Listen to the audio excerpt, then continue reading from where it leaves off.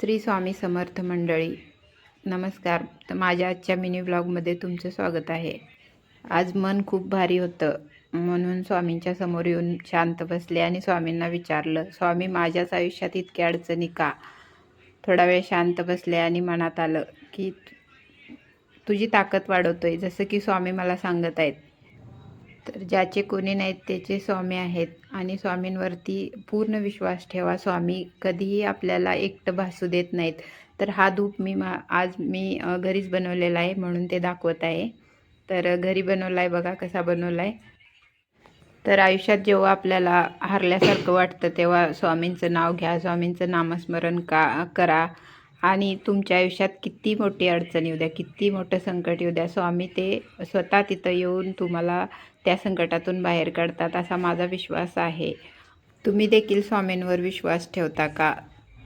तर कमेंटमध्ये श्री स्वामी समर्थ लिहायला विसरू नका. श्री स्वामी समर्थ.